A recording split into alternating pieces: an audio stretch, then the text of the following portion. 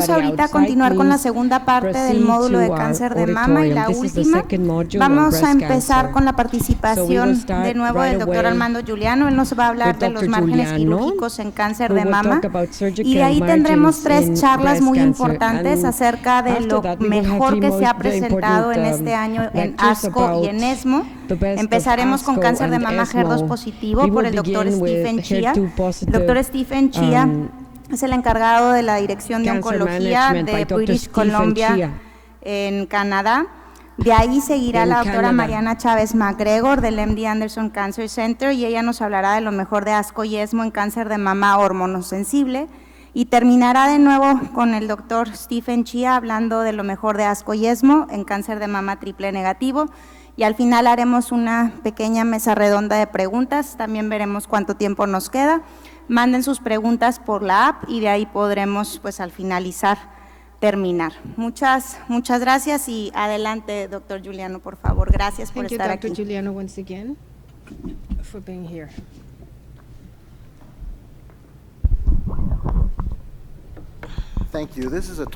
Muchas gracias. Esta es una plática básicamente para cirujanos porque me resulta muy interesante ver cuánto practicamos con base en sesgos y poca comprensión muchas veces de la biología del cáncer mamario. El estudio de márgenes en cirugía conservadora de mama realmente ilustra lo poco que sabemos en realidad y cuánto la práctica de la cirugía tiene sesgos y conseguimos realizando los mismos errores del pasado. Es como una lucha entre la recidiva y la cosmesis. Queremos tener márgenes negativos, pero mientras más grande el tumor y más grandes los márgenes, menos resulta positiva la cosmesis. Hay algunos hechos que podríamos estar de acuerdo.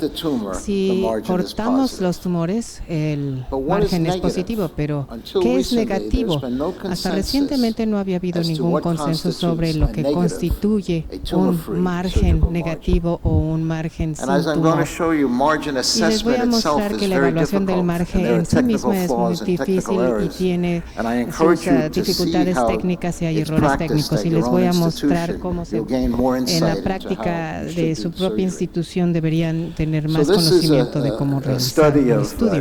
Este es un estudio de cirujanos estadounidenses y europeos para tomar la definición de lo que es un margen negativo. Como pueden ver aquí, la mitad de los estadounidenses me dicen que un margen negativo es la ausencia de tumor, pero 60% de los europeos pensaba que se necesitaba por lo menos 1 centímetro de margen alrededor del tumor.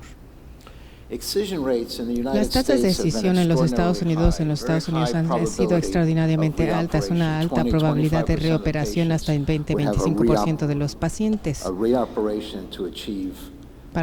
Y se reoperan entonces para obtener márgenes negativos. Y cuando se hace encuesta de los cirujanos sobre qué les llevaría a hacer la reescisión, la mayoría de los cirujanos haría una resección cuando tuvieran alguna tinción o cuando es menos de 1 milímetro, como los vemos acá en las diapositivas. Incluso para 1 centímetro hay cirujanos que regresan a operar. Pero esto es lo que he encontrado muy interesante sobre esta encuesta. 57% de los cirujanos jamás escindieron cuando había márgenes profundos positivos, 47% tampoco escindieron cuando había margen anterior positivo. Entonces la pregunta, ¿el tumor sabe lo que es positivo, lo que es anterior y por qué no escindimos estos márgenes?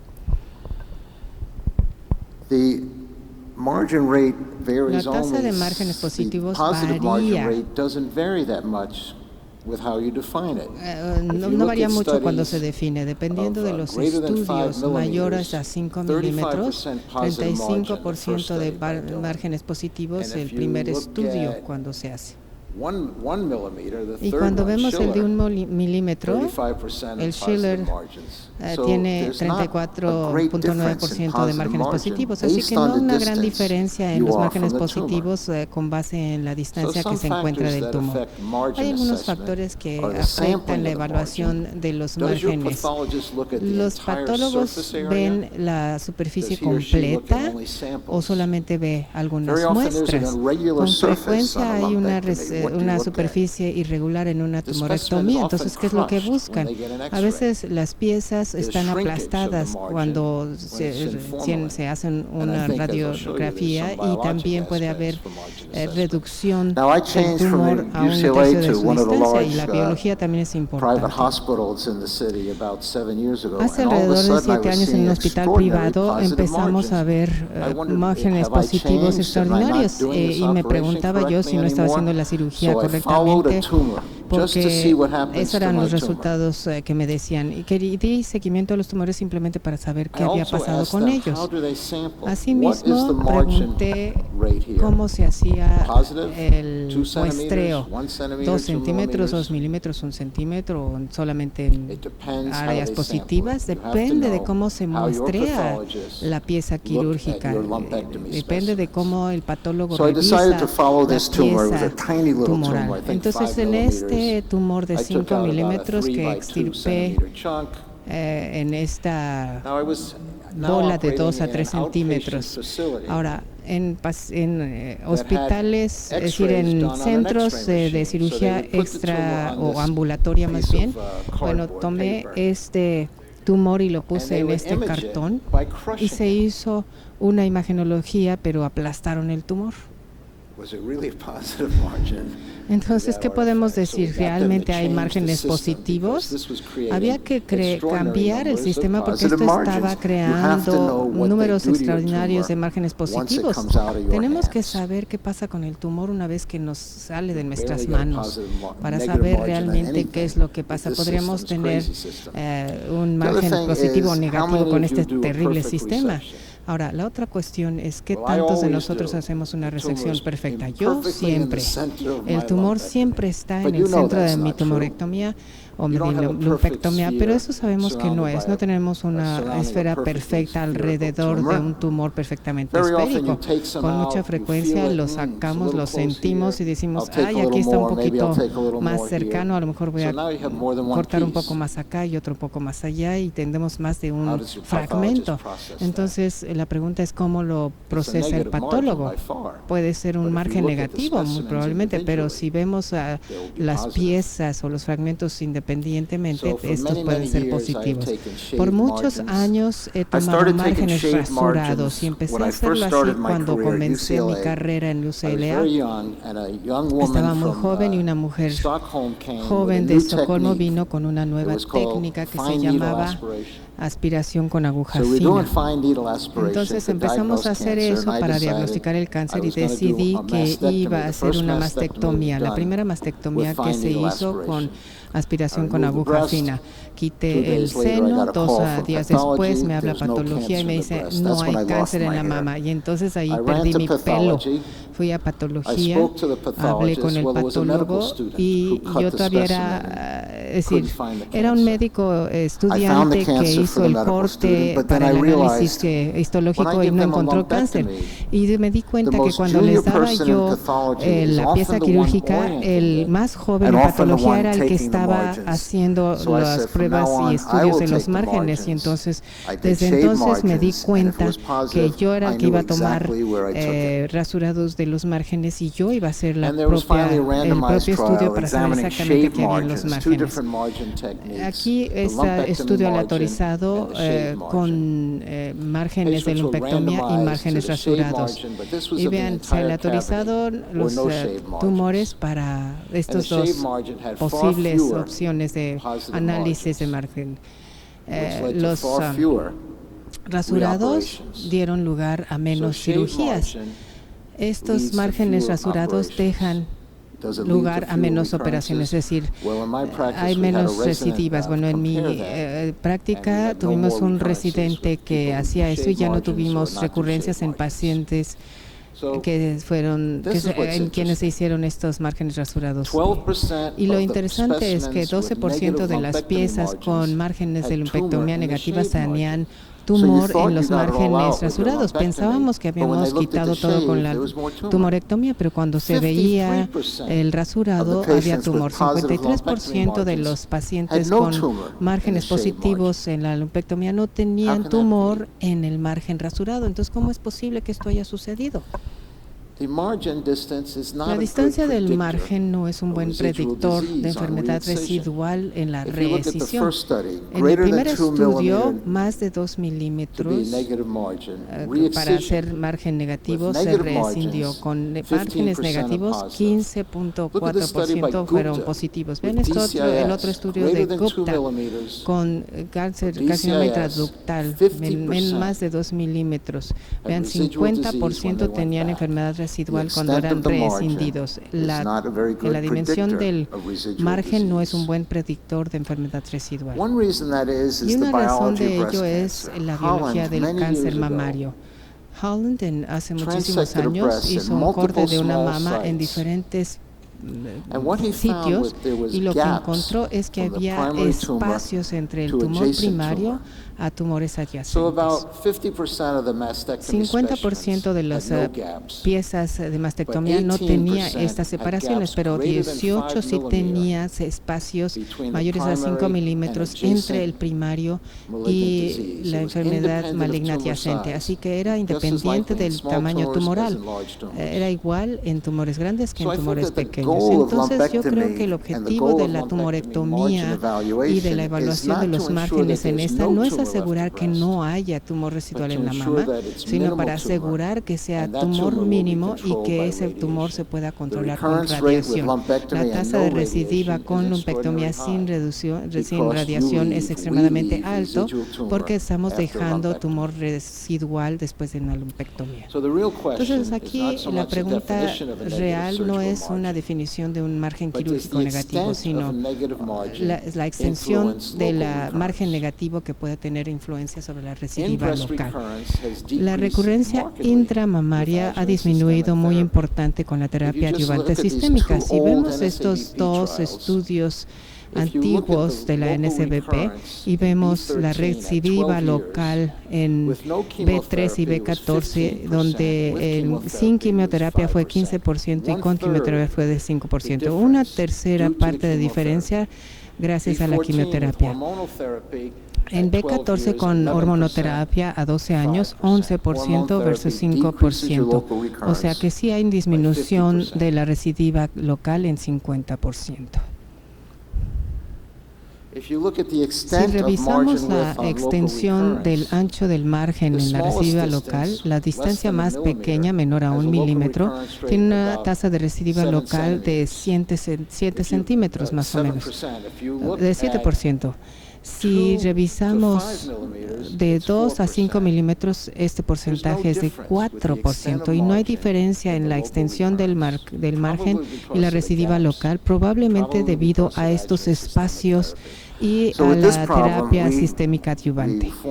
Entonces formamos un panel multidisciplinario a partir de eso que representa la Sociedad de Oncología Médica, la radiología, cirujanos y patólogos para tratar de comprender y poder definir qué es un margen negativo adecuado, es decir, qué necesitamos en la tumorectomía para tratar adecuadamente a los pacientes. Estos son cánceres invasores tratados con radiación.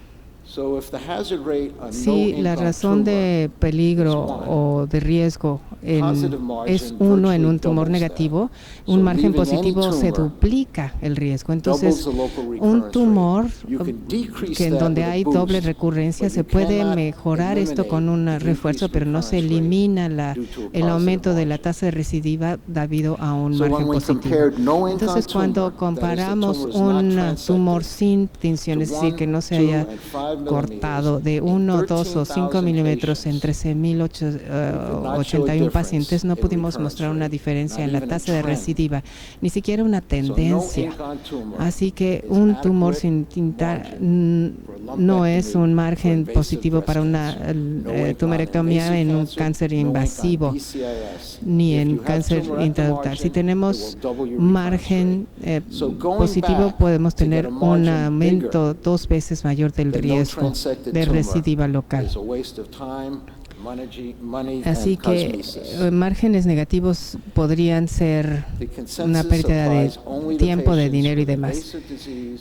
Hay que aplicar solo a pacientes con cáncer mamario invasivo que son tratados con cirugía conservadora de mama y irradiación holomamaria. No se aplica en pacientes tratados con radioterapia parcial mamaria y otras aplicaciones. La publicación de las guías de ASTRO y SSO disminuyen las tasas de reoperación en los Estados Unidos. El conocimiento que la tasa de residencia no es mayor con márgenes más amplios ha dado lugar a que la mayoría de los cirujanos no vuelvan a reoperar a los pacientes. Si vemos esto, aunque es difícil de ver esta diapositiva, hay una disminución bastante importante en el número total de reoperaciones en márgenes positivos gracias solamente a las guías publicadas. 35% en la reducción en la probabilidad de recirugía.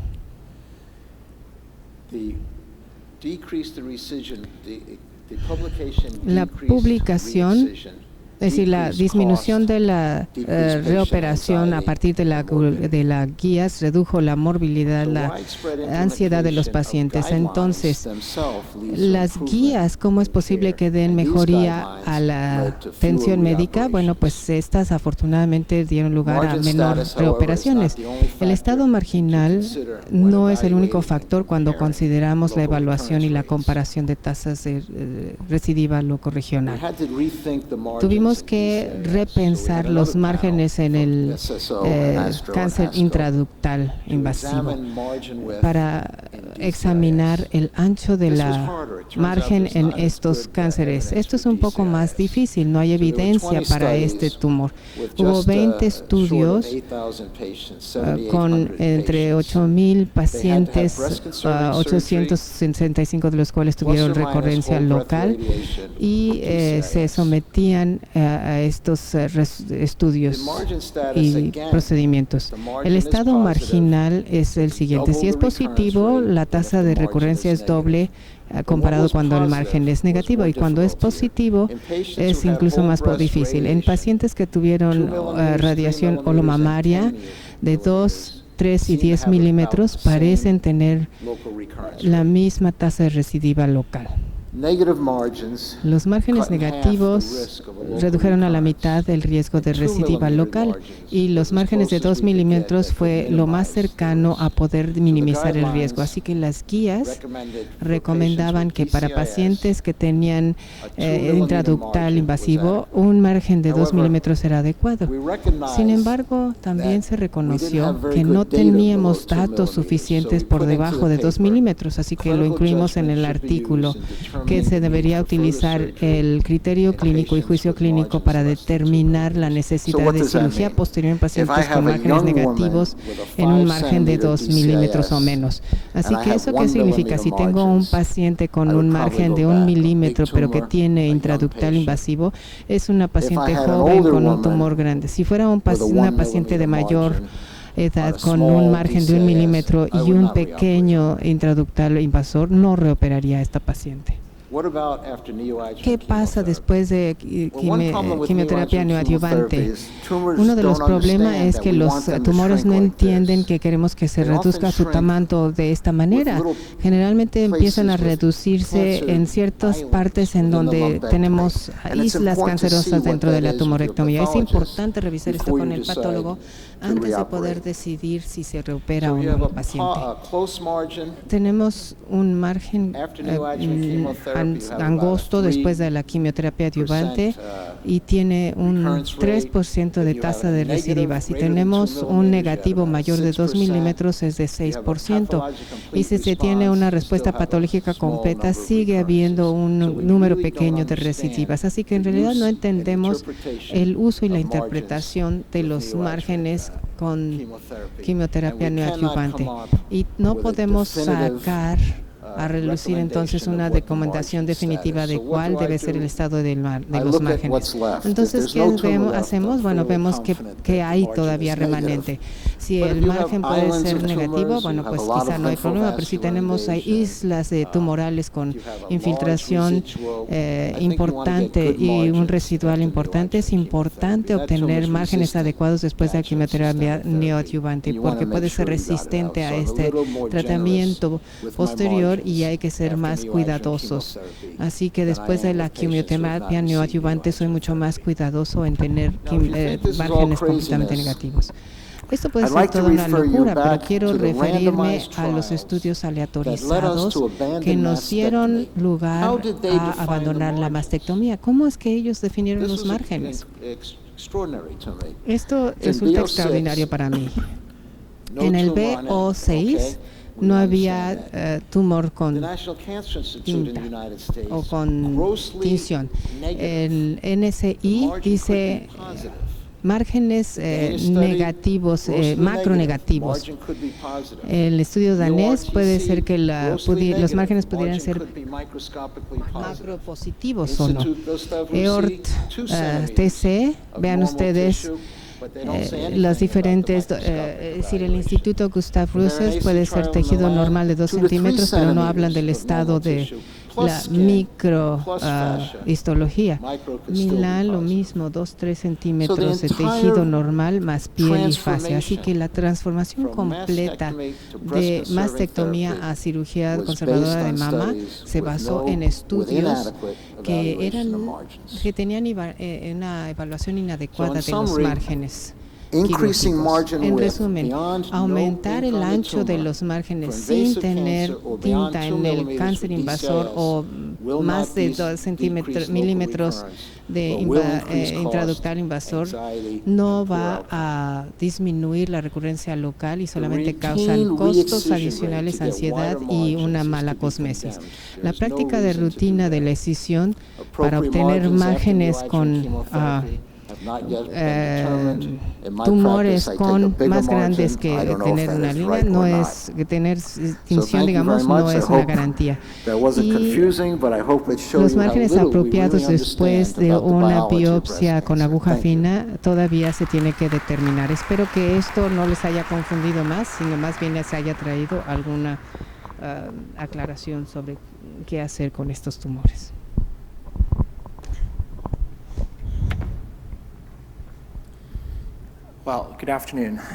Buenas tardes y gracias a aquellos de ustedes que se están quedando para el resto del día. Gracias a Cynthia y al resto del comité organizador por la amable invitación para estar en la tarde. Voy a tratarles de dar un panorama general de lo mejor de ASCO y ESMO 2019 para cáncer triple negativo y HER2 positivo. Estas son mis aclaraciones con respecto, conflictos de interés míos y de mi institución. Vamos a hablar de HER2 positivo y con respecto al estudio de biomarcadores de Affinity.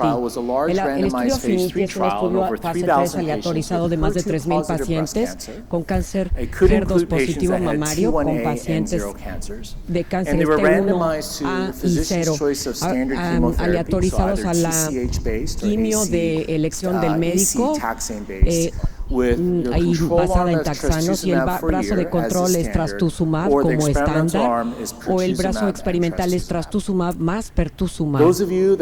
Para aquellos de ustedes que estuvieron ahí en mi presentación o que han visto la publicación en el New England Journal, sabrán que se cumplió la variable clínica de sobrevida libre de enfermedad. Estadísticamente, la razón de riesgo de 0.01 pero es estadísticamente significativa. La reducción de la sobrevida a 4 años es un poquito más menos de 2%. Creo que todos reconocemos que aunque es significativa, ahora la significancia clínica sería de, o sea, por la toxicidad limitada de pertuzumab. Queremos encontrar cuáles son el grupo de pacientes que pueda tener el beneficio. Entonces tenemos patológicos factores como positividad del ganglio, la proporción de riesgo a 4 años es como de 4.77, 4.76. El beneficio absoluto se acerca al 3% si uno es ganglio positivo y un poquito menos si es ganglio negativo. Esto no basta. Obviamente lo que queremos es tener biomarcadores predictores, ¿no? Tenerlos como prueba de interacción para ver si este grupo de pacientes con esta expresión o falta de expresión de un marcador pues realmente deriva los beneficios del pertuzumab por un año. Así que esto se hizo con material recabado del tumor y de la sangre normal y aquí el análisis de ADN se hizo de base con el ensayo médico de la fundación. Se determinó el análisis secuencial y de RNA. También se analizó infiltración de cada uno de los cortes y también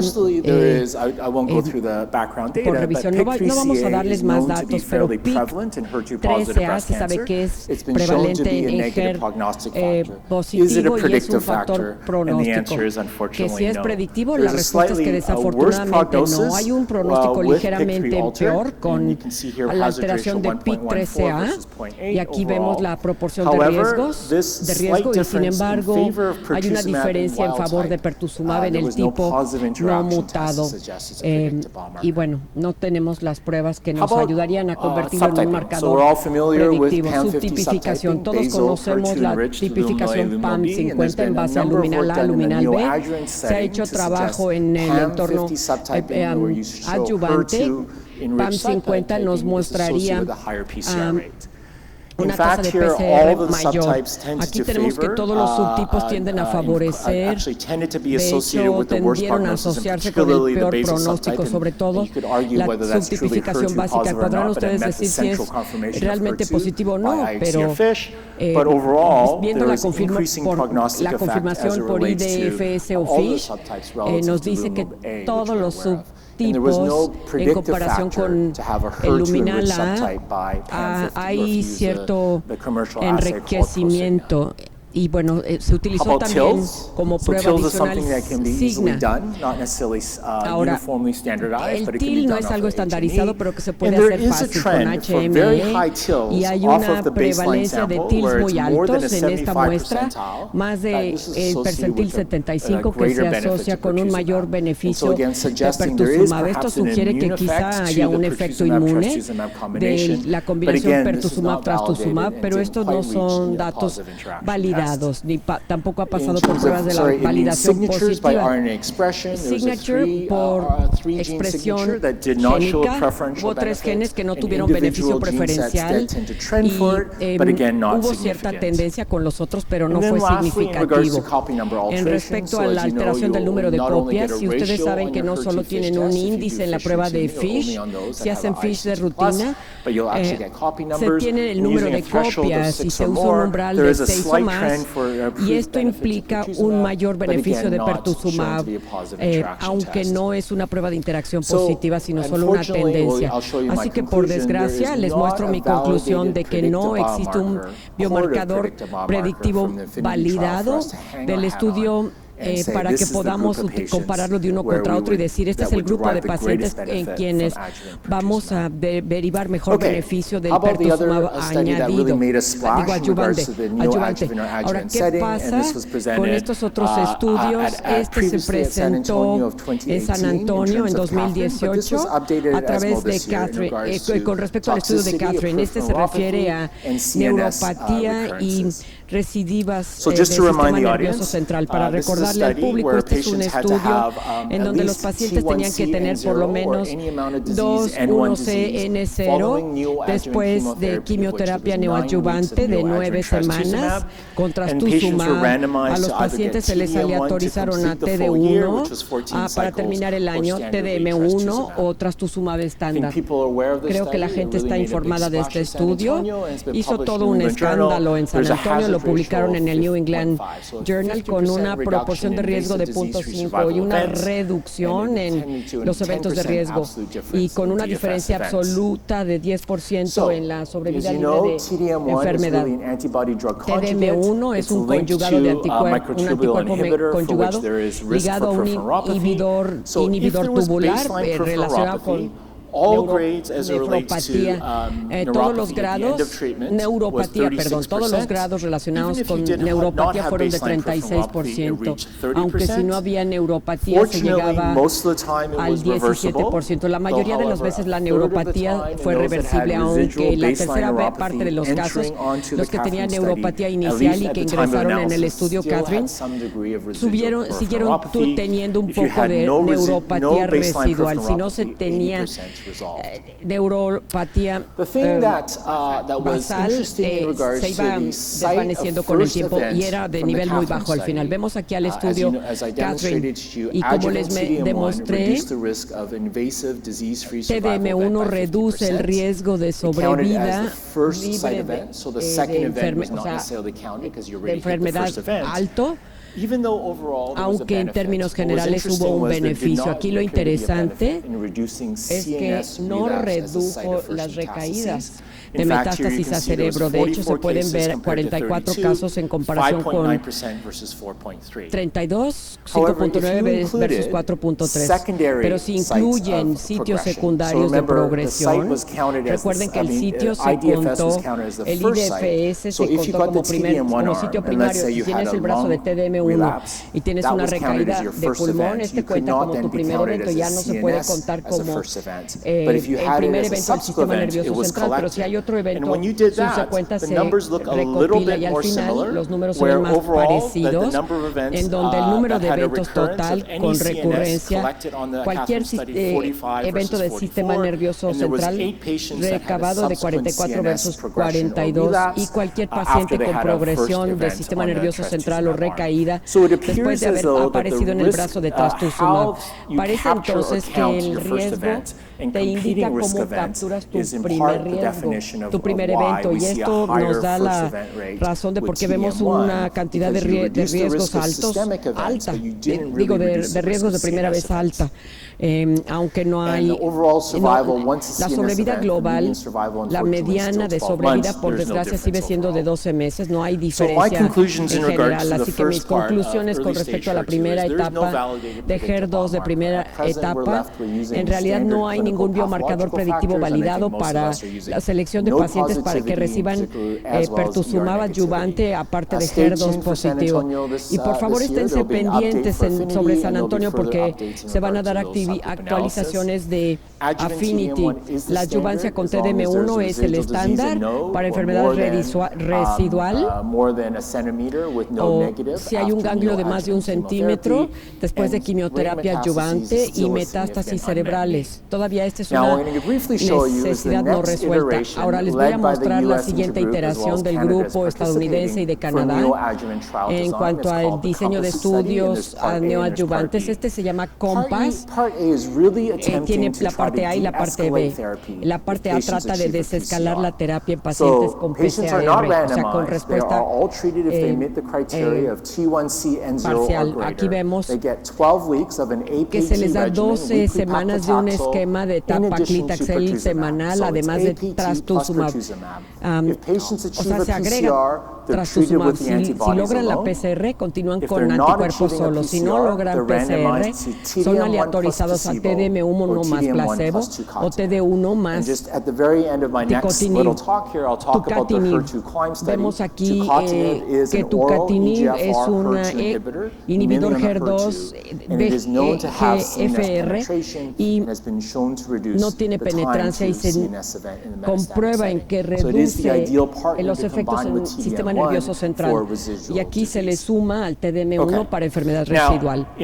Bueno, en lo que respecta a enfermedad metastásica, hubo varias presentaciones en ASCO de este año que pretendían observar qué hacemos después de pertuzumab en primer etapa, ¿no?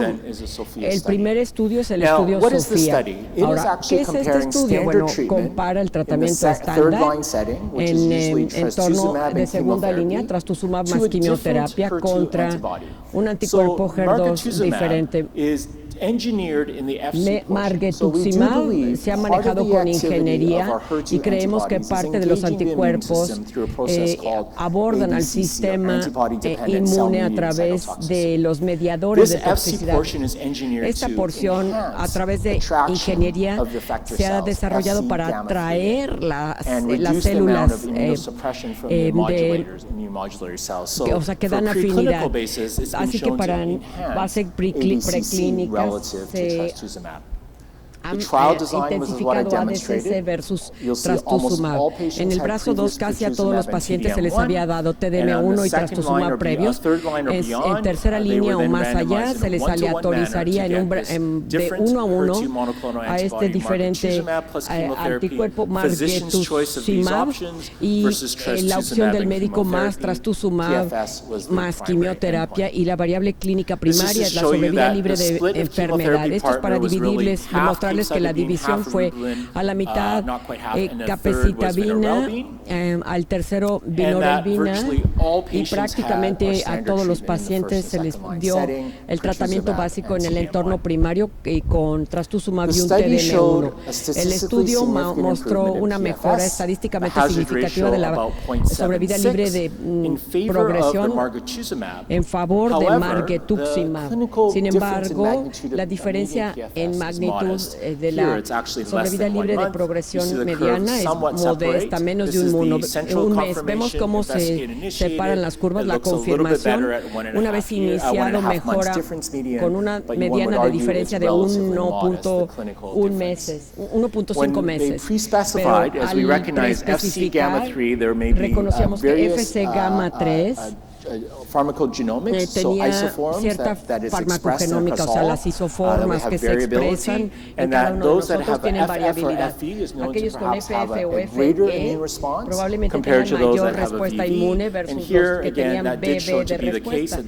Y quizá los que tenían FF versus FB como genotipo tenderían a tener mayor mejoría con margetuximab versus aquellos que tendrían BB, que estarían divididos. Y todavía no hemos visto el beneficio final de sobrevida. Tendremos que esperar hasta el final del estudio. En términos de la toxicidad, no hay tanta diferencia. La única diferencia mayor es un riesgo mayor a reacciones de la infusión y cierta disfunción por la infusión, aunque sea pequeña. El otro estudio que se presentó es el estudio neratinib-nila. NALA. Es un estudio fase 3 que compara lapatinib y capecitabina en enfermedad HER2 positiva con 2 meses de terapia antigénica versus neratinib. Al principio a todos los pacientes se les da loperamida profiláctica.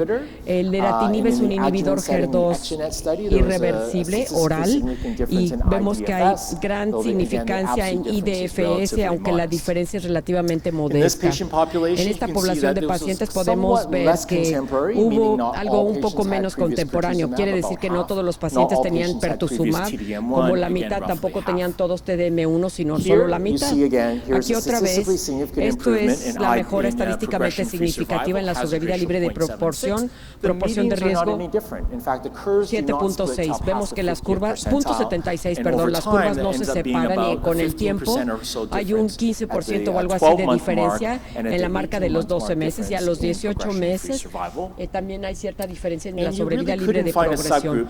Uno no puede encontrar un subgrupo que favorezca neratinib versus lapatinib. Algo interesante es que los que son receptor positivo, este es el grupo que se benefició más en el estudio, pero claro que estas pacientes no recibieron la terapia hormonal al mismo tiempo. La sobrevida global está inmadura, todavía no vemos el final de los datos. Hubo una disminución numérica ligera en términos de metástasis cerebrales. Pensamos que las moléculas reducen la progresión y acaban teniendo una diferencia como de 5%, no, perdón, 7% en total de eventos de quimio al cerebro. Ahora, la exposición al tratamiento, la mitad de los pacientes requirieron retener la dosis y la cuarta parte suspensión de la dosis.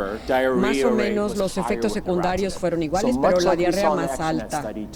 Entonces, 25% de los estudios tuvieron diarrea grado 3, mayor riesgo, por ejemplo, de náusea, vómito y reducción del apetito o inapetencia. Vemos que esto es en comparación con la apatía. Pero el que quiero yo advertirle a la gente, porque si van a ir a San Antonio este año, es el estudio HER2-CLIMB. Es un estudio aleatorizado inicialmente de fase 2. El tamaño de la muestra se aumentó en pacientes con cáncer de mama metastásico HER2 positiva, todos con TDM1 y pertuzumab previos, aleatorizados al brazo de control, que tienen por lo menos una o dos líneas de tratamiento en el ámbito metastásico, se aleatorizan al brazo de control con trastuzumab y capecitabina versus trastuzumab, capecitabina y tucatinib. Por los boletines de prensa sabemos que sí cumplió las variables clínicas. Se mejoró la sobrevida libre de enfermedad, la sobrevida global también mejoró y hubo un tiempo significativamente mayor a deterioro cerebral o a metástasis. Así que estamos ansiosamente esperando cuáles fueron las diferencias absolutas de este estudio clínico y cómo puede incorporarse al estándar de atención, hablando también del estudio de enfermedad residual. El último estudio que les quiero presentar brevemente es el de ESMO. El estudio de ESMO, que es el MONARCH, enfermedad R positivo, HER positivo, triple positivo, le llamamos, con una o dos líneas de tratamiento para HER2 y se aleatoriza contra el brazo estándar de trastuzumab y quimioterapia a la elección del investigador o un tratamiento endocrino blanco. El blanco fue abemaciclib con trastuzumab y fulvestrant o el brazo B, abemaciclib y trastuzumab. En retrospectiva, creo que todos hubiéramos quisiera que el brazo B fuera fulvestrant más trastuzumab, o sea, terapia hormonal más trastuzumab.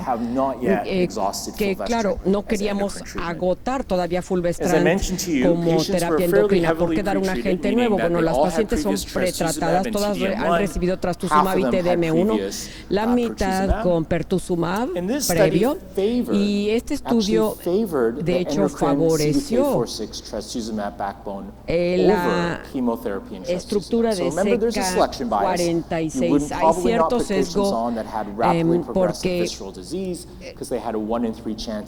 tendrían una probabilidad de recibir una estructura, un tratamiento básico de visceral, pero con fulvestrant y trastuzumab y abemaciclib fue de la mediana de sobrevida fue de 8 meses versus 6 meses.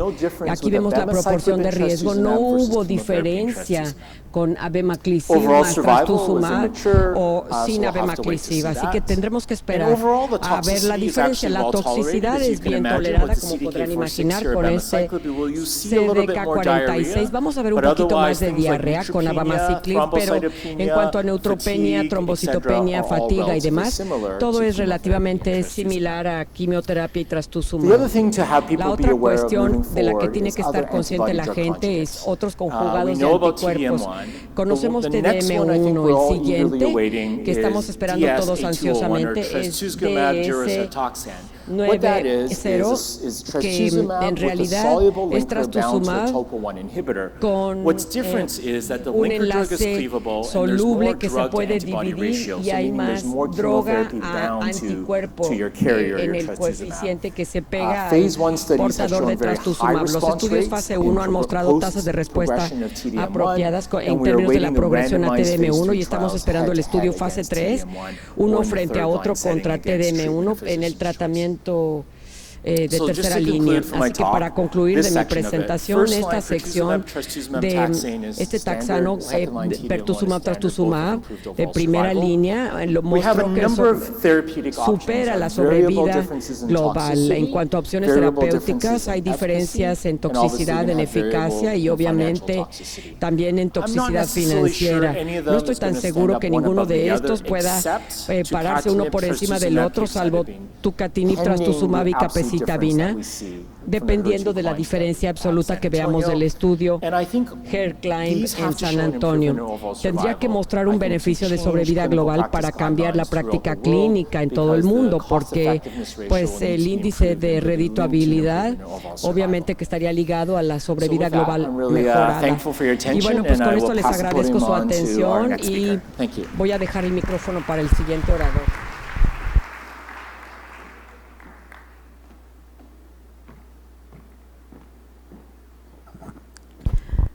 Buenas tardes, muchísimas gracias. Lo que voy a hacer yo en los próximos 20, 25 minutos es hablar de los avances en cáncer de mama, receptores hormonales positivos que se presentaron en ASCO y en ESMO este año. Y simplemente para dar, estas son mis disclosures, simplemente para dar un buen marco a toda esta plática para todos ustedes que ven una cantidad muy diversa de tumores, recordarles que el cáncer de mama es un cáncer, una neoplasia altamente heterogénea. Y si bien los tumores con receptores hormonales positivos representan la mayor parte de los cánceres de mama que vemos, estos siguen representando un grupo heterogéneo que pueden ser tumores con mayor o menor grado de proliferación y que se asocian a pronósticos realmente diferentes. Sabemos que el subtipo en cáncer de mama es fundamental para determinar el tratamiento, pero también para entender el pronóstico. Una paciente con el mismo estadiaje anatómico va a tener pronóstico completamente diferente de acuerdo al subtipo tumoral, y esto es irrelevante a estadios tempranos o cáncer de mama metastásico. Ahora, sabemos que los tumores triples negativos y HER2 positivos son muy agresivos, pero también tenemos esos tipos o receptores hormonales positivos que son muy agresivos, y poniendo todo esto en perspectiva, el cáncer de mama receptores hormonales positivos es el más frecuente. Entonces, independientemente de lo que sepamos en términos de edad o raza o etnicidad, el cáncer de mama receptores hormonales positivos tiene un alto impacto como problema global de salud, y cualquier avance en este campo puede tener un impacto extraordinario en la salud de miles y miles de mujeres. Entonces, utilizando esto como preámbulo acerca de los avances en cáncer de mama receptores hormonales positivos, decidí dividir la plática en lo que yo considero son o fueron las presentaciones más importantes en cáncer de mama metastásico y en cáncer de mama temprano. Entonces vamos a hablar un poco de las mejorías en cáncer de mama metastásico. Sabemos todos que existen 3 moléculas inhibidores de ciclinas que están aprobadas en el manejo de pacientes con cáncer de mama metastásico, que han dado resultados extraordinarios mejorando el tiempo libre de progresión en estos pacientes. Sin embargo, este año tuvimos resultados muy importantes que demuestran que algunas de estas moléculas dieron resultados positivos y mejorando la supervivencia global de las pacientes. En ASCO de 2019, en junio, escuchamos los resultados actualizados del estudio MONALISA 7. MONALISA es un estudio fase 3 diseñado exclusivamente para pacientes premenopáusicas. En este estudio, mujeres en primera línea metastásicas fueron randomizadas a recibir supresión ovárica en combinación con terapia endocrina, selección del médico tratante, ya sea inhibidor de aromatasa o tamoxifeno, en combinación con ribociclib o palbociclib. Ya conocíamos los resultados de tiempo libre a la progresión, que demostraron que las pacientes tratadas con ribociclib tenían 10 meses más de beneficio en términos de tiempo a la progresión comparada con las pacientes que recibieron placebo. Y lo que escuchamos en ASCO, que fue publicado de manera simultánea en el New England Journal of Medicine, fue que estas mujeres tratadas con ribociclib vivieron más. La mediana de supervivencia global en las pacientes tratadas con placebo fueron 40.9 meses, y una mediana de supervivencia que aún no ha sido alcanzada en las pacientes que fueron tratadas con el inhibidor de ciclinas.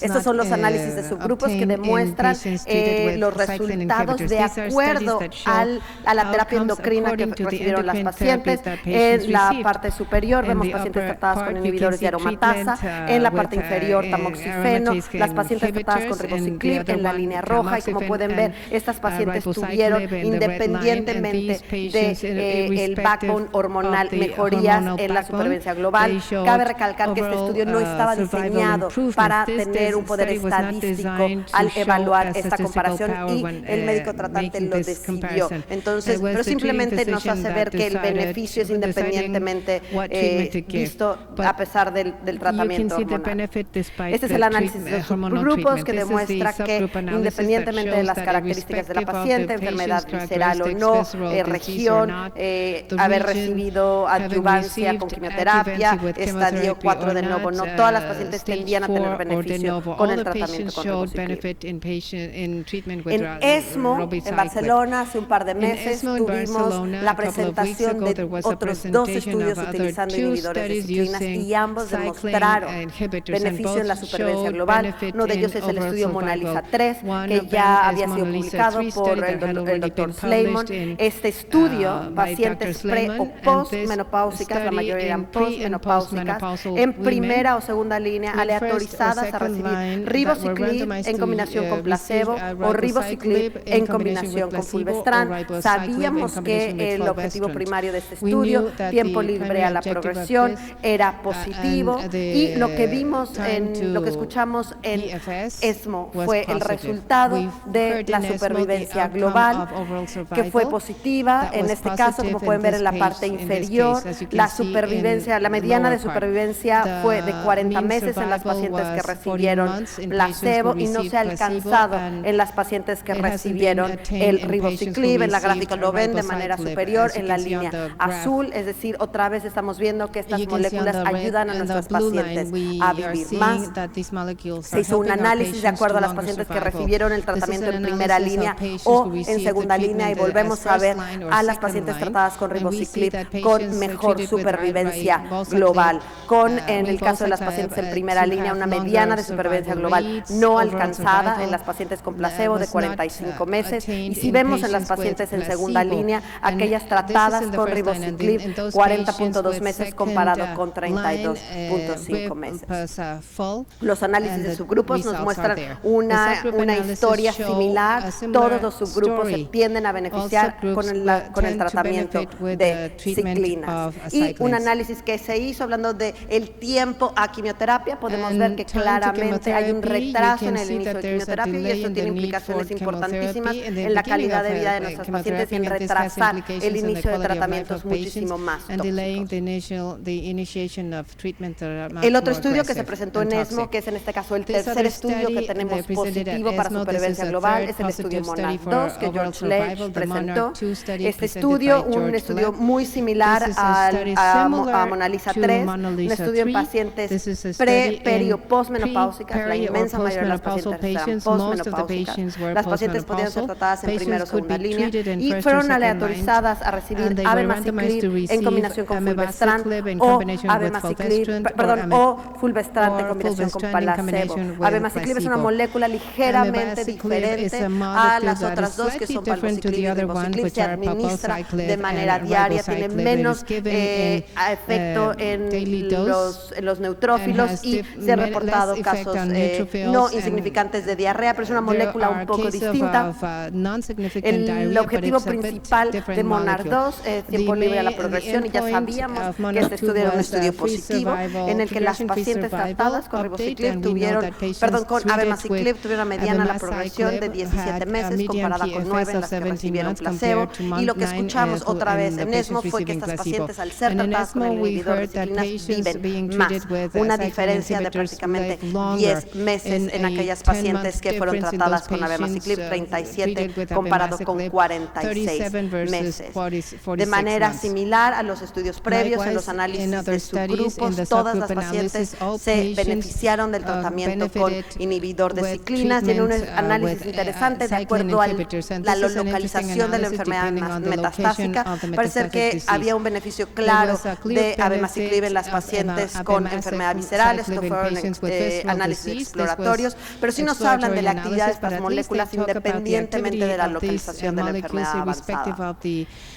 Se hizo también un análisis de tiempo a la quimioterapia que es similar a lo que vimos en Mona Lisa 3, demostró un retraso en el inicio de la quimioterapia. Entonces estos, como pueden ver, son resultados muy consistentes en estas moléculas y tenemos ahora aprobados 3 inhibidores de ciclinas, al menos en Estados Unidos, en distintos tipos de usos y tenemos ya en primera línea en pacientes premenopáusicas con Mona Lisa 7 datos claros de mejoría en supervivencia global y ahora con Mona Lisa 3 y Monarch 2, datos muy importantes de mejoría en la supervivencia global en combinación con fulvestrant. Yo creo que eso nos lleva y nos obliga a recordar en pacientes con enfermedad metastásica cuáles son nuestros objetivos de tratamiento. La enfermedad metastásica es incurable y tenemos que recordar que es fundamental seguir esforzándonos por ayudar a que nuestras pacientes vivan más y también que tengan una adecuada calidad de vida. Tenemos que monitorizar las toxicidades de nuestros tratamientos. Y esto me parece fundamental con los resultados que tenemos hoy, que tenemos 3 resultados fase 3 que confirman y nos demuestran mejoría en la supervivencia global con tratamientos que son muy bien tolerados. Entonces creo que esto solidifica y nos viene a cimentar el uso de ciclinas en pacientes con cáncer de mama metastásico y estos distintos estudios nos demuestran que la actividad de estas moléculas es independiente de la línea en la que se utilizan, independientemente del estado menopáusico de las pacientes, independiente de la localización de la enfermedad. Entonces creo que estos resultados son extraordinarios en términos de los avances en este último año. Ahora, moviéndonos un poco al manejo de la enfermedad temprana, lo vamos a revisar de manera breve, pero lo que yo creo son de las cosas más interesantes que escuchamos este año son 2 actualizaciones por el doctor Sparano del estudio TAILORx. Otra vez, para poner las cosas en perspectiva, sabemos y tenemos datos claros del Oxford Overview que en pacientes con cáncer de mama receptores hormonales positivos la terapia endocrina es clave para disminuir el riesgo de recurrencia e incrementar la supervivencia global de nuestras pacientes. Eso no está en discusión. Sabemos también que la quimioterapia ayuda a disminuir aún más los riesgos de recurrencia y a mejorar la supervivencia global de nuestras pacientes. Sin embargo, no todas las pacientes necesitan quimioterapia y tenemos nosotros como clínicos que hacer un balance y creo que ha sido algo que se ha discutido a lo largo de esta sesión, sobre todo en la mañana cuando hablamos de las características y las necesidades de pacientes en extremos distintos de la vida. Tenemos que saber predecir los beneficios y también las toxicidades de los tratamientos para poder entender qué pacientes se van a beneficiar de estos o no. El estudio TAILORx, que la mayoría de ustedes conocen, es un estudio muy importante que incluyó pacientes con ganglio negativo, receptores hormonales positivos. Todas estas pacientes se les hizo Oncotype Score. Aquellas con los scores muy bajos, de menos o iguales de 10, se observaron únicamente y recibieron terapia endocrina. Las pacientes que tuvieron scores de recurrencia de más de 25 tampoco se aleatorizaron, se observaron y todas ellas recibieron tratamiento estándar con quimioterapia y terapia endocrina. Pero el grupo en medio de 11 a 25, estas pacientes fueron aleatorizadas a recibir quimioterapia en combinación con terapia endocrina o terapia endocrina sola, recordando que en este caso el brazo experimental era no darles quimioterapia.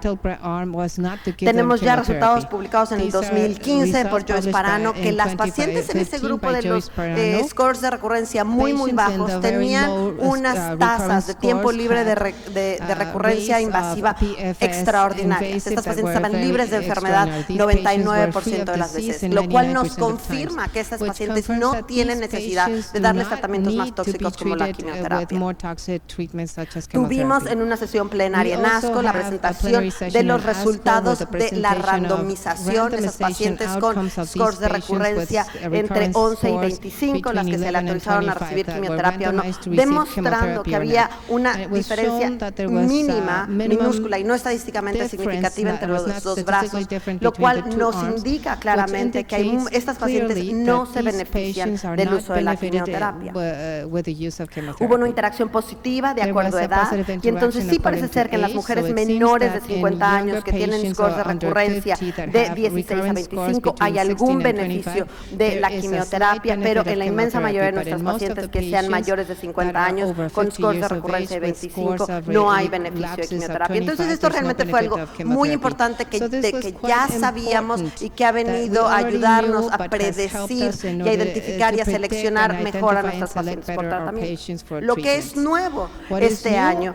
fueron resultados que presentó Joe Sparano en ASCO, estos son los resultados de ASCO, en el que en estas pacientes se hizo una evaluación de acuerdo al riesgo clínico, es decir, se tomó en cuenta el tamaño del tumor, recuerden, todas las pacientes tenían ganglio negativo, pero el tamaño del tumor, el grado tumoral, y entonces se clasificaron estas pacientes en categoría clínica de bajo o de alto grado. Y en esta gráfica lo que ustedes pueden ver en medio, en el 1, es que todas las pacientes están hacia su lado derecho, las que tienen la categoría de características clínicas de alto riesgo siguen teniendo peor pronóstico independientemente del score de recurrencia o del tratamiento que recibieron. Esto es muy importante porque nos habla que a pesar de tener, o además de tener información importante biológica de expresión genética con un ensayo como el Oncotype, la información clínica es relevante y nos ayuda a entender de una manera mucho más clara el pronóstico de las pacientes. Pacientes que tienen tumores de mayor grado o de mayor tamaño van a tener mayor riesgo de recurrencia a pesar de que tengan el mismo score de recurrencia comparados con tumores más pequeños o de menor alto grado. Estos son los cambios absolutos en términos del riesgo. Si vemos en pacientes, por ejemplo, con scores de recurrencia de 0 a 10, sabemos otra vez que estas pacientes tienen un desenlace clínico extraordinario. Pero aún así, aquellas pacientes que tienen tumores más grandes tienen mayor riesgo, en este caso cerca del 5% de recurrencia. Y vemos que lo mismo se repite en las pacientes con recurrent score de 11 a 25 y la diferencia es aún mayor en aquellas pacientes que tienen los scores de recurrencia más grandes. Ahora, lo que se demostró en este estudio fue que a pesar de que aquellas pacientes con características clínicas de mayor alto riesgo tenían peor pronóstico, estas características clínicas no se asociaron a una predicción de beneficio de la quimioterapia. El beneficio de la quimioterapia estaba siendo aún predecido únicamente por, no estaba asociado a las características clínicas como pueden ver ustedes con los recuadros estando sobre el número 1. Ahora, lo otro que aprendimos este año, estos datos de ESMO, otra vez Joe Sparano lo que presentó fue aquella parte del grupo de pacientes de TAYLORx que todavía desconocíamos, es decir, el tercer grupo de las pacientes con tumores de muy alto grado que no se aleatorizaron en el estudio, y entonces es simplemente una corte que se observó de 1.389 pacientes en las que pueden ver ustedes en la tabla las características generales. A mí me parece interesante ver que si vemos las características clínicas, cerca del 40% de estas pacientes tenían características clínicas de bajo riesgo, pero a pesar de ello tenían todas ellas scores de recurrencia de más de 25, es decir, no podemos únicamente seleccionar las características clínicas y correlacionarlo eso al 100% con los scores de recurrencia. Lo que esta actualización demostró en este caso, estos son las curvas que hablan de la supervivencia libre de recurrencia invasora, y pueden ver que son importantes. La inmensa mayoría de estas pacientes recibió quimioterapia. Pueden ver las tasas de 5 años de acuerdo a los distintos esquemas de quimioterapia que se administraron. Recalcar que otra vez la decisión de quimioterapia fue hecha por el médico tratante, no hubo ninguna aleatorización y no sabemos de qué manera esto pudo haber afectado los desenlaces clínicos, entonces no tenemos ninguna información información ni podemos sacar conclusiones acerca de que algún esquema de quimioterapia sea mejor que el otro. Se hizo un análisis también utilizando datos de NSBP-B20, tratando de predecir cuáles serían las tasas de recurrencia en estos pacientes al no usar quimioterapia. Recuerden, estos pacientes de alto riesgo se trataron con quimioterapia, muy pocas no la recibieron. Entonces hizo un análisis, en este caso en las gráficas, en las barras blancas, de cuál sería lo esperado si estas pacientes no hubieran recibido quimioterapia. Y entonces pueden ver que hay unas diferencias muy importantes, sobre todo en las pacientes que tienen scores de recurrencia de más de 31, con una diferencia importantísima en términos de reducción al riesgo de recurrencia cuando utilizamos quimioterapia. Estas son las tasas otra vez observadas y estimadas a 5 y 9 años en términos de el riesgo o la supervivencia libre de enfermedad invasora. Y entonces, bueno, esto nos habla en las pacientes con tumores receptores hormonales positivos que la biología de la enfermedad realmente importa. Sin embargo, a pesar de la importancia de entender las características biológicas y genómicas de estos tumores, tenemos que recordar que las características clínicas sí nos ayudan a entender de mejor manera el pronóstico de nuestras pacientes, pero no nos ayudan a establecer el beneficio de la quimioterapia, al menos en este grupo de pacientes con ganglio negativo, receptores hormonales positivos. Creo que tenemos que recordar con estos datos recientes que presentó Joe Sparano en ESMO que las pacientes con un score de recurrencia alto tienen riesgos de recurrencia muy altos. Entonces, no porque sean pacientes que tienen ganglios negativos o receptores hormonales positivos, vamos a pensar que estas pacientes están libres de tener una recurrencia. Tenemos que ver que hay ciertas pacientes que tienen riesgos muy altos y que la quimioterapia tiene un beneficio importante en muchas de ellas. Y creo que esto también viene a solidificar el uso de muchas de estas plataformas genómicas en nuestra práctica cotidiana, al menos muchos de nosotros, sobre todo nosotros, al menos en el MD Anderson, las utilizamos de manera rutinaria, si bien no están necesariamente indicadas en todos los pacientes y son parte estándar de nuestra práctica clínica. Y son muy importantes aquellas que nos ayudan a entender, a predecir la respuesta al tratamiento, no únicamente entender el pronóstico, saber que el paciente tiene mejor o peor pronóstico, pero que nos ayuden a tomar una decisión clínica que ojalá nos ayude a poder hacer un tratamiento mucho más personalizado, evitando toxicidades innecesarias, pero sí dando los tratamientos adecuados a las pacientes que los necesitan. Entonces, bueno, para terminar, a mí me parece que es importante recalcar que muchos de estos resultados son realmente extraordinarios. Los resultados de supervivencia global de los que hablamos al inicio me parece que son un paso importante adelante en el tratamiento de pacientes con cáncer de mama. Como hemos oído a lo largo de todo el Congreso, hay información, hay datos preliminares de muchas drogas que se están consolidando, que ojalá nos den mayores pasos adelante y yo estoy emocionada esperando a ver que ojalá el próximo año en Monterrey estemos discutiendo muchos avances de lo que oigamos en los próximos meetings el próximo año. Muchísimas gracias. Thank you very much.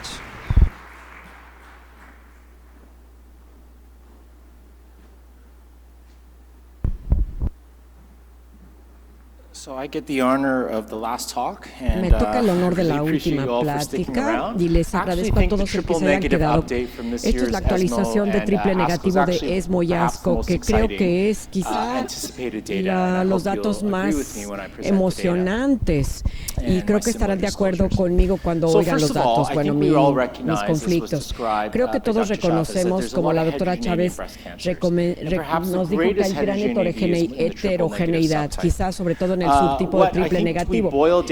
Todo se reduce a que pensemos sobre los subtipos de triple negativo con implicaciones terapéuticas.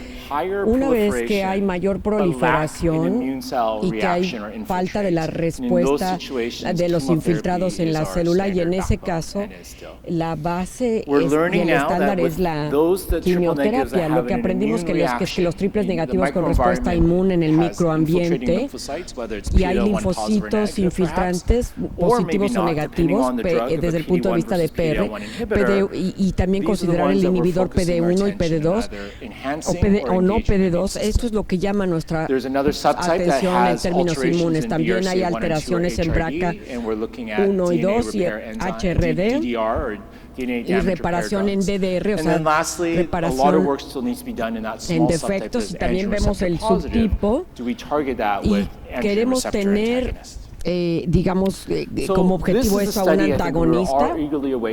Este es el estudio que estábamos esperando ansiosamente, presentado por el Dr. Schmidt, un estudio neoadyuvante para cáncer de mama de quimio estándar. Les voy a dar la base, que es de un platino más pembrolizumab versus placebo. El estudio ingresado en el ámbito neoadyuvante,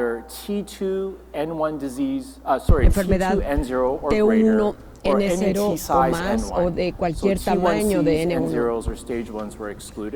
Se excluyen los T1, N0 si se aleatorizan a la estándar, que se debatió anteriormente de platino versus no, pero creo que hicieron lo correcto en tratarnos de dar la mejor columna vertebral de quimio. También se puede dar aquí carboplatino, empezando con área bajo la curva de 1 a 5, y luego el componente de antraciclina, ya sea con placebo o con pembro cada 2 semanas durante la quimio, y después una fase de adyuvancia después de que terminan por hasta 27 semanas. La variable clínica primaria era combinar las variables clínicas de PCR en T0 y TIS o N0, y también la sobrevida libre de eventos. Todavía no hemos visto los datos, y también el análisis pues sobre todo de la seguridad. Entonces observaron la PCR, y esto se ve bueno, el corte fue en septiembre del 2018. Si PCR sale positiva, que es la variable primaria, se llega al tratamiento para ver si hay eventos libres de sobrevida y no hacer algún otro análisis de PCR. Básicamente estas son las asignaciones de tratamiento. Es una aleatorización de 2 a 1. La acumulación fue rápida, 1,200 pacientes de marzo de 2017 a septiembre del 2018, para mostrarles que hay muy pocos pacientes que no llegan por la terapia neoadyuvante. Y esto fue del rango de 1 a 2%, 70 y tantos a 80% de los pacientes llegó hasta la quimioterapia adyuvante, 90 y tantos, de hecho 97 llegó a cirugía. Las características de la población de pacientes, la mitad con biopsia, clínicamente ganglión positivo, T1 y T2 74%, y con carbo y placebo, y de acuerdo al ensayo hay un 26% T3 o T4. Esto es la variable clínica del estudio, que es la respuesta completa patológica a los inhibidores de la aromatasa 1, y esto incluyó desde el 51% del brazo de quimioterapia hasta 64.8% en pembrolizumab más quimio. Esta es una proporción de momios, una razón de momios de 1.26, que es buena, pero ¿acaso nos alcanza? Aquí lo interesante es que en su definición de PDL1, que es de hecho CPS, tiene un umbral más alto, PD1 positivo. Parece que en realidad no importó si fue PD1 positivo en la biopsia central o no. Numéricamente se tiene una tasa de PCR mayor si son PDL1 positivo. De hecho, se acerca al 70% en ganglios de mama. Y si eran negativos como 40 y tantos, 45%. La proporción de riesgo, la razón de momios es que es solamente 30% de PDL1 negativo, y sabemos que los TILs basales, la proporción de riesgo fue de 1.25 versus 1.15. La sobrevida libre yo diría que sigue inmadura, y desencadenó un análisis intermedio. La proporción de riesgo de 0.63, creo que no nos alcanza. Tenemos que esperar a que haya datos más maduros. En términos de toxicidad, la quimioterapia estándar tratar fue muy parecida. La adición de Pembro le dio muy poquito para mejorar los efectos que habíamos visto asociados a la quimio. Y como se esperaba, vimos la tasa de eventos adversos inmunes. Las tasas no fueron mayores de lo esperado, pero sí hubo algunas a las que les tuvimos que poner atención. Por ejemplo, hipo e hipertiroidismo, reacciones cutáneas, también incidencias de insuficiencia suprarrenal, neumonitis, colitis, hepatitis, afortunadamente nada de miocarditis. Pero estas son las cosas que potencialmente pueden llevarnos a efectos inmunes que puedan requerir el reemplazo de la terapia. Mis conclusiones de este estudio del Keynote 015522 en este entorno, que es el de neoadyuvancia para terapia inmunológica, nos lleva a una mejoría en las tasas de PCR estadísticamente significativas. La proporción de momios de 1.25 a 1.5 y en la población con intento de tratar la cifra cambia, pero la pregunta es si esto basta para mantener la sobrevida libre de enfermedad. Recuerden, por favor, que los pacientes se mantuvieron en su aleatorización en el entorno adyuvante para que siguieran utilizando Pembro, si se aleatorizaron al principio y luego se les daba placebo, al final se aleatorizaron a placebo. Y podríamos ver si hay un impacto en este ambiente en cuanto a cuestiones inmunes. La proporción es muy buena con quimioterapia estándar de carboplatino, FU5, que se da cada 5 semanas, con un taxano seguido por antraciclina. Es bastante decente y yo creo que sí nos eleva la barra para el tratamiento estándar. Bueno, pasando a metastásico, hay varios estudios que quiero subrayarles rápidamente. Uno que es la actualización de Impassion 130, creo que ya lo conocemos, publicado en el New England. Cáncer de mama triple negativa en el entorno adyuvante, aleatorizados a MAP, paclitaxel, placebo o atezolizumab dado cada 3 semanas. Creo que ya habíamos visto una mejoría en la sobrevida libre de progresión. En la actualización, este es el análisis primario que vimos con una población con intento de tratar significativa, pero el beneficio fue con una proporción de riesgo de 1.1. ¿Qué es lo que se actualizó entonces en ASCO? Un seguimiento más largo a 18 meses y más datos, 59% de los eventos que ocurrieron. ¿Acaso nos llevó a una diferencia en la sobrevida global? Todavía no. Aquí, en la población con intento de tratar, la proporción de riesgo no es estadísticamente significativa. Recuerden que si la sobrevida global no es positiva, no debían probar positividad formal con PDL1 positividad, pero claro que hay una diferencia en la sobrevida global, pero la mediana fue de 18 a 21 meses y la proporción de riesgo en realidad es más baja. No tenemos la confianza estadística para decir que la sobrevida global tiene un beneficio estadísticamente significativo. Podemos decir que hay una diferencia numérica y que hay una tendencia interesante, pero tenemos que esperar para ver si esto será real o no, porque no creo que haya manera de evaluar la sobrevida formalmente. Ahora, lo que presentó Hope Rugo es que el biomarcador para definir la positividad PDL1 es SB142. Podríamos hacer otros estudios de inmunoterapia. Otros pacientes lo han utilizado en cáncer de pulmón, de vejiga, pero hay un IC diferente para la caracterización.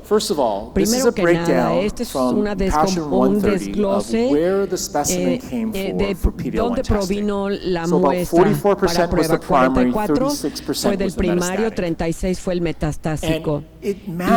Importó en el metastásico lo que uno hubiera obtenido en la prueba. Es decir, no manden una biopsia de hígado, porque la probabilidad de tener positividad a PDL1 es baja, pero si estás en tejido blando de la mama, la probabilidad es un poco mayor, pero parece que sobre todo en el hígado tiene una expresión muy baja de PDL1, no hay muchos componentes de células inmunológicas ahí. Y sin importar si se probara en primario o metastásico, las tendencias las mismas, numéricamente se busca una tendencia mejor en sobrevida global con un tumor metastásico, pero no gran diferencia entre los dos. Los diferentes anticuerpos, no voy a darles los datos porque no soy patólogo, pero siguen los protocolos estándar de SP263 y TT2C3. Lo que les puedo decir es que los otros anticuerpos fueron de mayor sensibilidad y mala especificidad. ¿Esto qué quiere decir? Que SP142 en general tuvo la menor tasa de captación, la positividad fue de 42 a 48% en este estudio, 46%, y casi todo el 142 se captó también en positivo con 263 o 142, pero se tiende a tener más positividad en anticuerpos y pensamos que ese es un efecto de dilución. Si vemos la curva Kaplan-Meier, esto es cierto. Acabamos entonces sobretratando. Aquí vemos que con el SP263 la proporción de la razón de momios no es tan buena. Otro estudio en San Antonio con inmunoterapia fue Keynote 119. Este es un estudio aleatorizado fase 3 que compara Pembro como monodroga con quimioterapia con elección del médico para cáncer de mama triple negativo. Todos los pacientes necesitaban por lo menos una línea de quimio metastásica. Puede ser cualquier estándar de PDL1. Vamos a ver cuál es el corte con el ensayo. Se aleatorizaban a pembrolizumab 200 miligramos cada 3 semanas o al tratamiento elegido por el investigador. En una aleatorización 1 a 1 tenía que haber recibido una capecitabina en el entorno metastásico. Ahora, este estudio sobre todo tiene como variable la sobrevida libre de enfermedad. La sobrevida global era la primaria y la secundaria sobrevida libre de progresión. Este puntaje CPS, no sé si lo conozcan, con Pembro, es la tinción tumoral o de células inmunes dividido entre el número total de células, que esto nos da 100, entonces tendemos a tener, si hay captación de PDL1, sin importar si es tumor o infiltrado de células inmunes. El corte fue de 1 o más, entonces cualquier tinción podría tener un corte de 1 siempre y cuando llegara a ese nivel. 60% de los pacientes tuvieron solo una línea de quimioterapia y 34, 2 o más líneas de quimio. Ven el desglose de la quimioterapia, opción del médico, o la mitad recibió eribulina y la otra mitad capecitabina. Este es el desglose en positividad PDL1. 2 tercios tuvieron cualquier grado de tinción, 10 o más, aproximadamente 30%, y los otros 18%. Aquí vemos que en cuanto a sobrevida global no se cumplieron las variables clínicas, sin importar si la calificación era CPS 10 o 1, esto no fue estadísticamente significativo.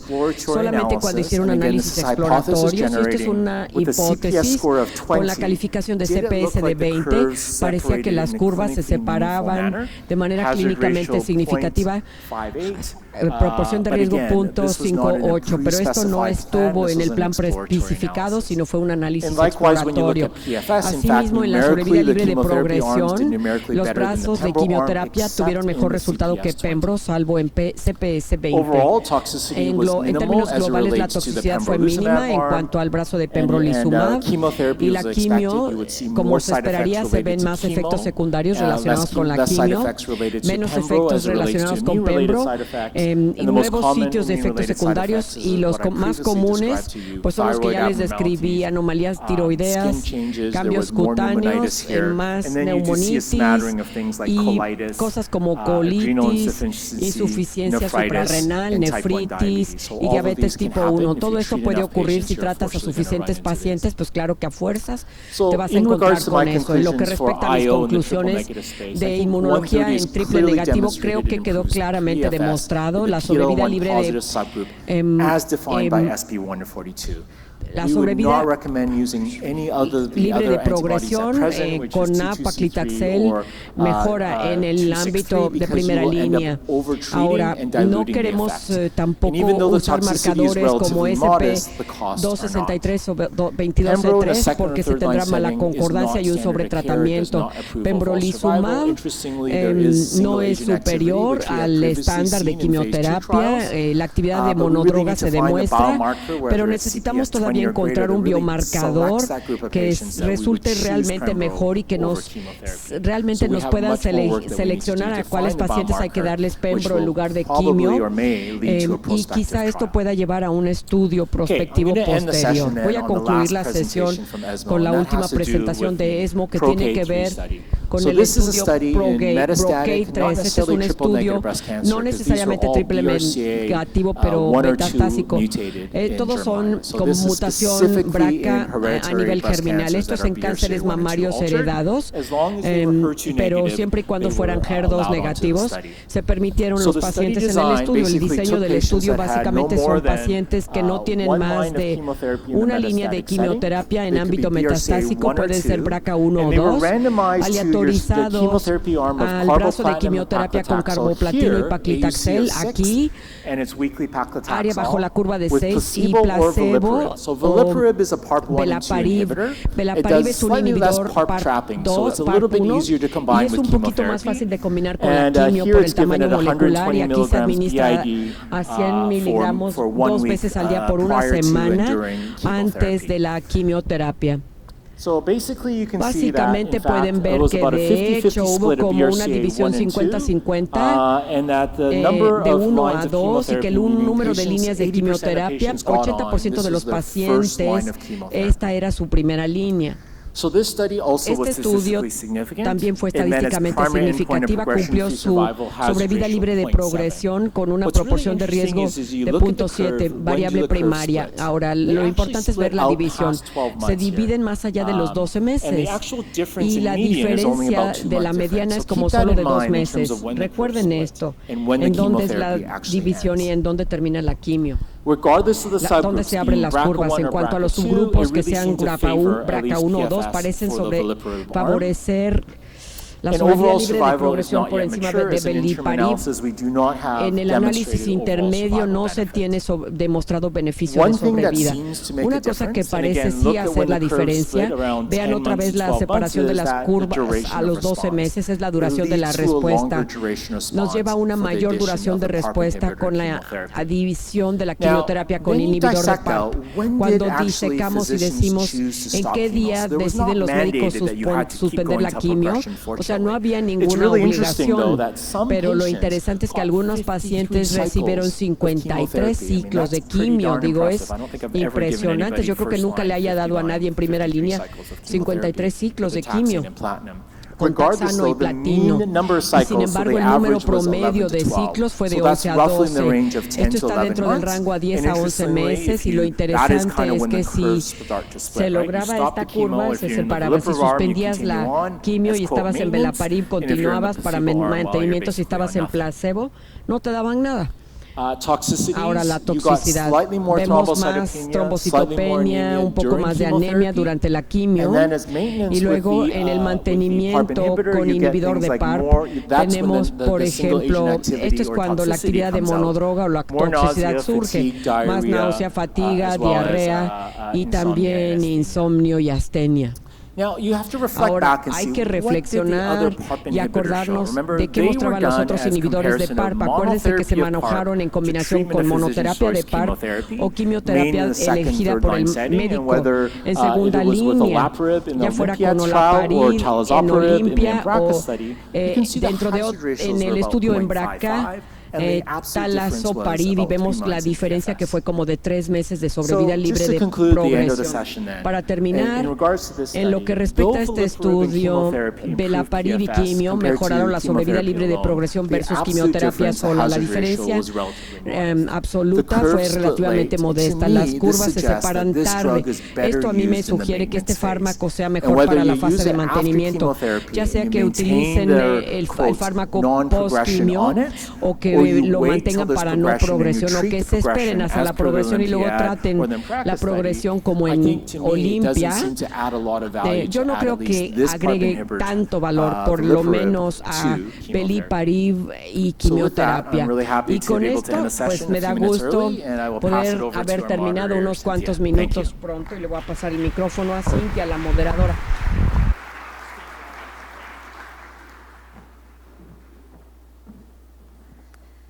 Muchísimas gracias a nuestros ponentes. Si quieren pasar, Mariana, el Dr. Giuliano. Mariana, Dr. Giuliano, and Stephen, please. Vamos a tiempo, vamos nada más ahorita a terminar la sesión con las preguntas. Tengo aquí algunas que me han enviado al sistema y a ver si alguien más tiene del público. Perhaps there are more questions from the audience here.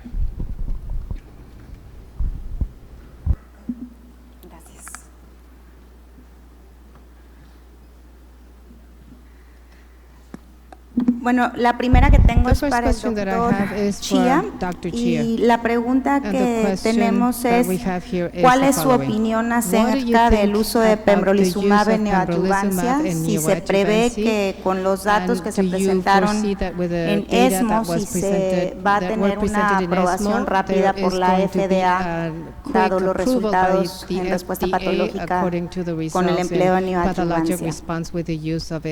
neoadjuvancia. Esa es una excelente pregunta. Trato de predecir, pero creo que la FDA seguramente va a aprobar la Pembro para el nuevo entorno adyuvante. No sé cuál es la estipulación para acelerar el proceso, pero probablemente lo han hecho para el pertuzumab y seguramente se va a hacer en PCR. Creo que eso va a ser el mismo caso y hay suficiente evidencia sobre los perfiles de toxicidad que son mejores que lo esperado. La pregunta aquí es si hay suficiente mejoría con el PCR que pudiera darse de manera estándar a todos los pacientes bajo criterios extendidos o si se seleccionaría para los pacientes de mayor riesgo. Esto es algo que tenemos que aprender, pero mi visión es que en partes del mundo que puedan pagar el pembrolizumab en este entorno se convertirá en el estándar de uso. Doctor Giuliani, ¿qué piensa usted respecto a los datos que se tienen? Estamos haciendo un estudio interesante con Heather, en donde damos una dosis de refuerzo al tumor primario con Pembro y hemos observado respuestas sorprendentes en estos pacientes, así que yo sí creo que se pueden utilizar. ¿Cómo se va a utilizar exactamente? No lo sé. Mariana, would you like to add something? No, realmente nosotros en el MD Anderson no estamos utilizando Pembro fuera de indicación por la FDA, y sí hemos discutido the mucho el papel indications by quizá the FDA. en We ciertos have grupos de been alto discussing riesgo, pero es algo its que role no in estamos certain groups of high risk, utilizando but this is not fuera de something that we're estudio using outside clinical trials. La segunda pregunta The second que tengo es question para that I Mariana, have is for y Mariana. la pregunta va en relación a los resultados ahora que se presentaron en ESMO con el doctor Esparanos, de cuál es la selección de quimioterapia en pacientes que tienen tumores hormonosensibles, ganglios negativos, pero que tienen alto riesgo, ya sea porque se clasificaron como luminal B o porque salieron con una firma genómica de riesgo alto en cuanto a la selección de quimioterapia. Estos pacientes se opta por darles esquema secuencial o estos pacientes son candidatas a recibir 4 ciclos de TC. ¿Cuál es su opinión al respecto? Ganglios negativos con tumores de alto riesgo. Bueno, esta pregunta como tal no se evaluó en TAILORx. Las pacientes que tuvieron scores de recurrencia altos recibieron tratamiento estándar que fue seleccionado por el médico tratante.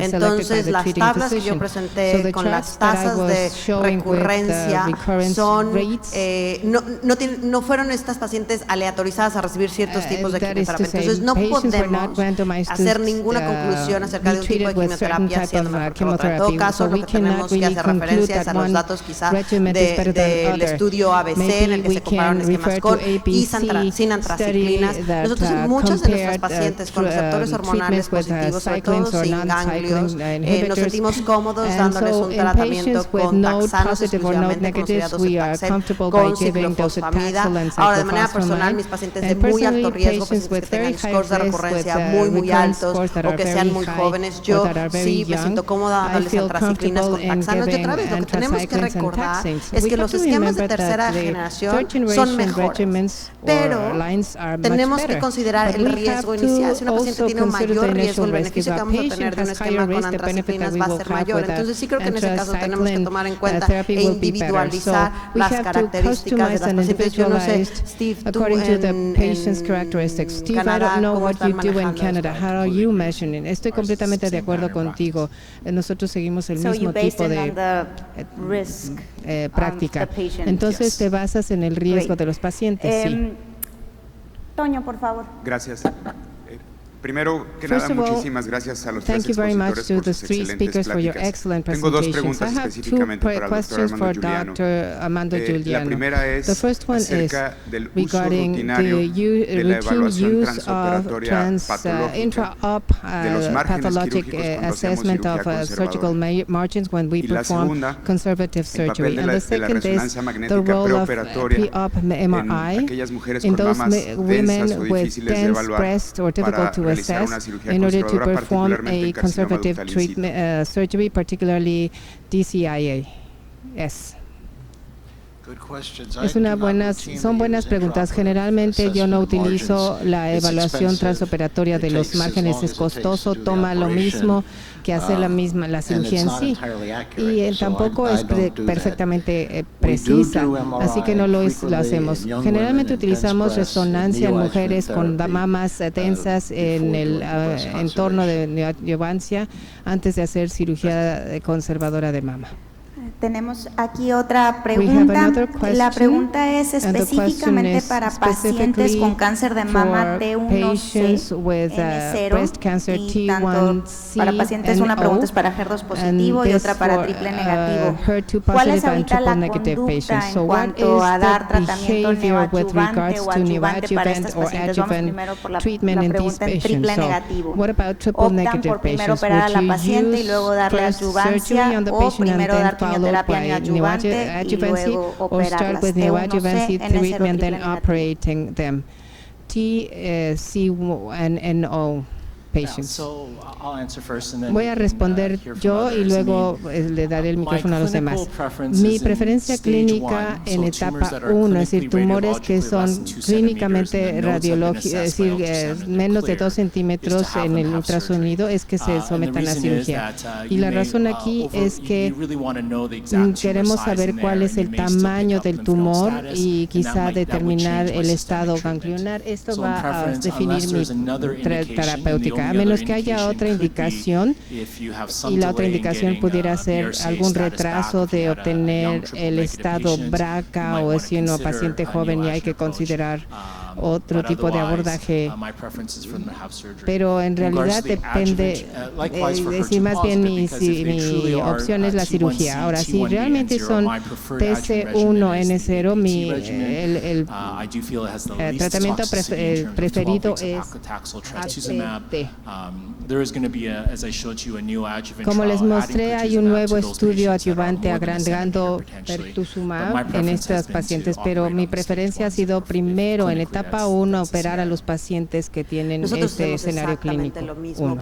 We do exactly the same thing for many of our clinical trials, and we have a large portfolio in patients treated with neoadjuvancy. The limitation is 2 centimeters with negative lymph node patients. The only other situation where we would probably give neoadjuvancy is in patients with small breasts that really want conservative breast surgery, where having extraordinary response to chemotherapy can help the surgeon team in order to provide a better surgery. But initially, the surgery is my choice. There are other questions here.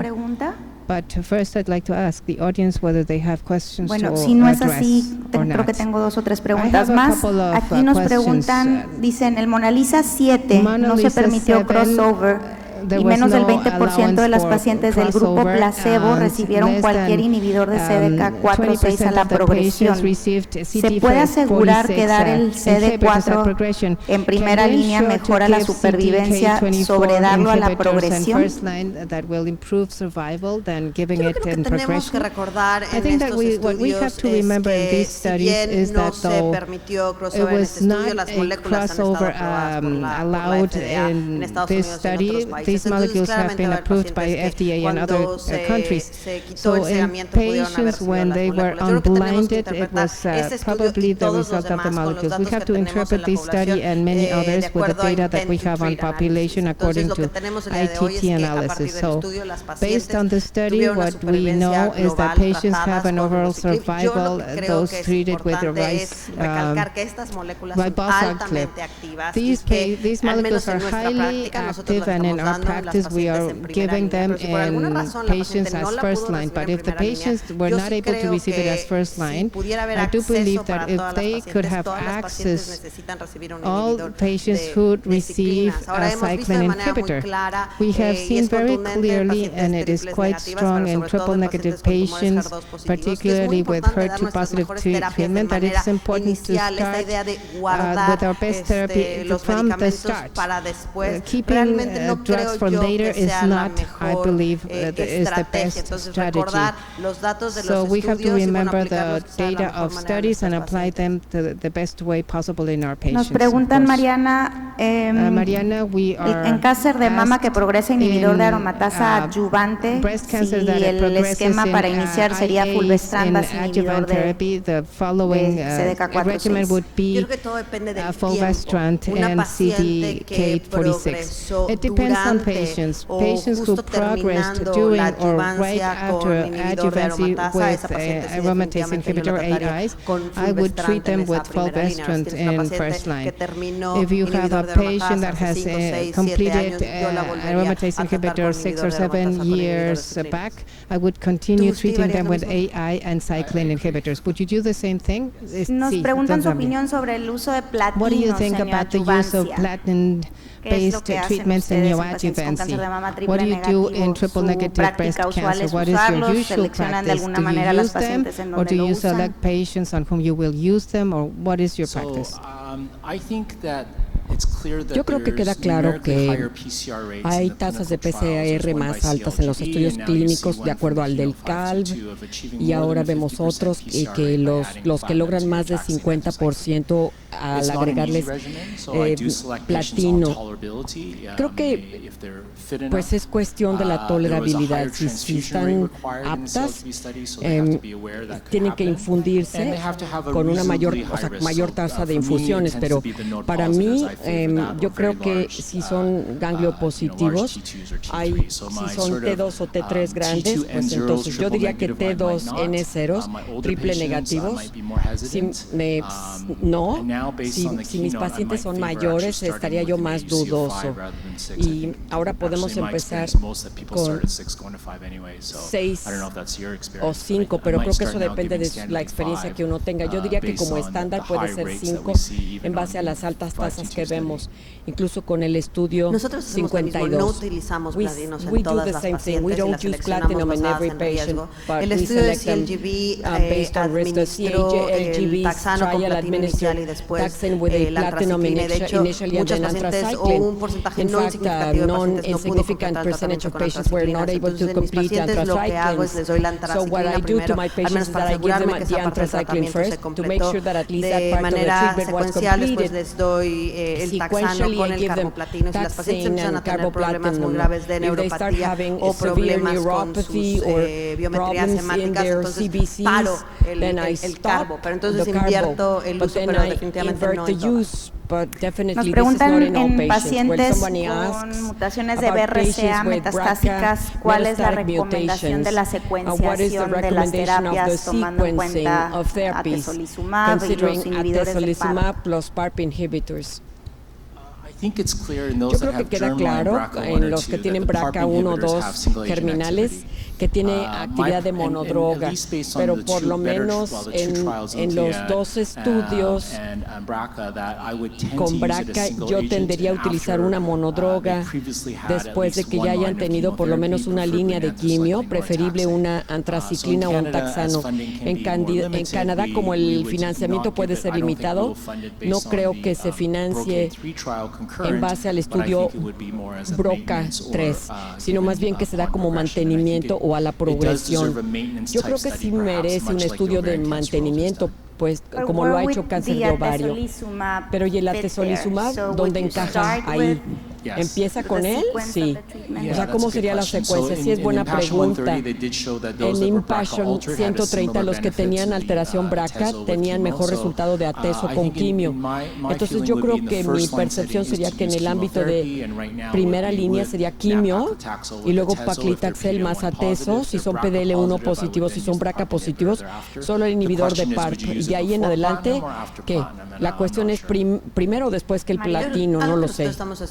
What we're doing is that, well, upfront we don't have any data, but if we think of the patient's quality of life, a treatment with PARP inhibitor as a single drug, we have Trastoparib and Olaparib. These are drugs with a profile of chemotoxicity much better. So we're trying to give PARP-I as a first line. The FDA approved atezolizumab, another AIs. So we justify that is the first line of chemotherapy to try and warrant it and to prevent chemotherapy upfront, or at least to delay it in patients. In terms of the Brocade trial that was presented, it's an interesting trial, but I believe that it is going to be difficult, at least thinking of my patients, to decide in whom of them will I use 3 drugs simultaneously instead of using them sequentially.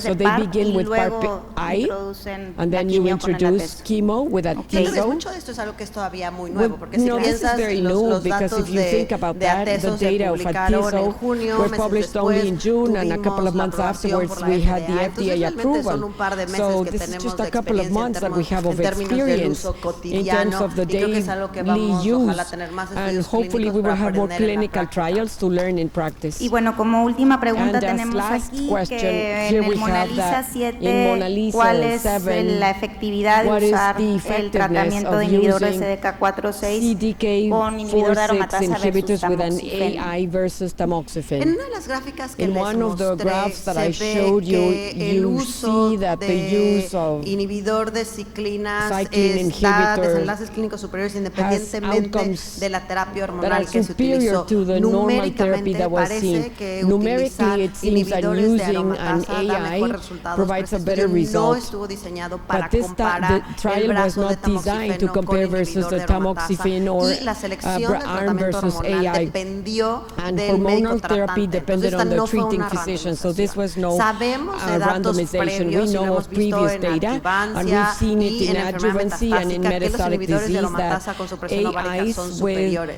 ovarian Entonces, en mi suppression práctica are profesional, yo superior. So in tiendo my a professional preferir practice, I utilizar tend to prefer inhibidor to de use aromatasa. an Ahora, si una AI. paciente no lo puede Now, if a tolerar, patient does not vaya, creo tolerate que hay it, espacio para maybe tratar de darles there is tamoxifeno. a Y chance de for giving hecho, them nuestra tamoxifen, aprobación no incluye and in fact tamoxifeno. our ¿Ustedes qué approval does están not haciendo include en tamoxifen. Canadá? What are you doing in Canada? Tienes razón, no hay aprobación para tamoxifeno, pero los datos respaldan que hay actividad y como dices en el estudio clínico, los médicos podían escoger, pero si habían recibido inhibidor de aromatasa adyuvante, pues podría llevarnos a que ese es el grupo de mal riesgo y por eso quizá no fue aprobado, pero tienes razón, yo empiezo con inhibidor y si no lo toleran, paso a otro, pero perfecto, pues cubrimos todas las preguntas. SG le damos muchísimas gracias a nuestros participantes de la mañana y de ahorita por la tarde. Y muchísimas gracias al comité directivo por permitirme la coordinación del comité también. Y pues muchísimas gracias por su participación y vamos a dar pie a la última plática del Congreso. We have one last lecture.